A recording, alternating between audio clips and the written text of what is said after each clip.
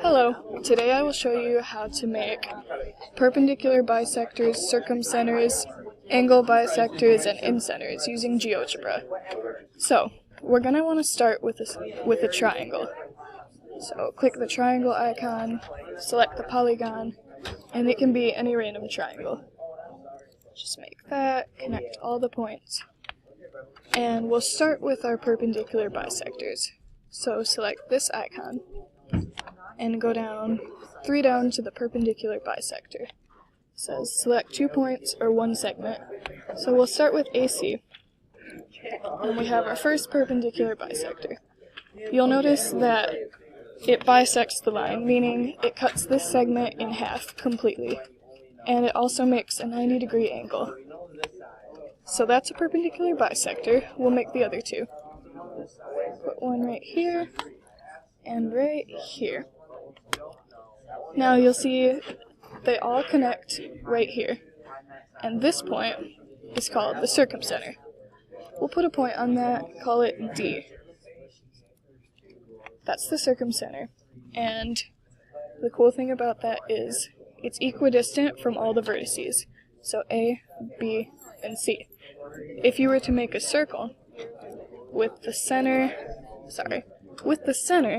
through the point, so you'll click D and bring the circle all the way out till it's touching all of them. So it's equidistant from A, B, and C. Now we'll make angle bisectors. So we'll make a new triangle, polygon, make any random triangle, once again, doesn't matter. And we'll make our angle bisector. So you click the same icon, go down, and here's your angle bisector. Select 3 points or 2 lines. So we'll start with H, and we'll make our angle bisector. The angle bisector basically does the same thing. It cuts the angle in half completely, and it goes across to the other side. So we'll do that for all of these. We'll select 2 segments, and there's your other bisector, and now we'll select segment GF and segment GH. And there is our third angle bisector. And they all connect to form a point in the middle, and that is called the incenter.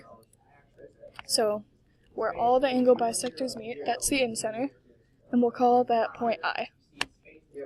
Now, with the incenter, it forms a circle within the triangle.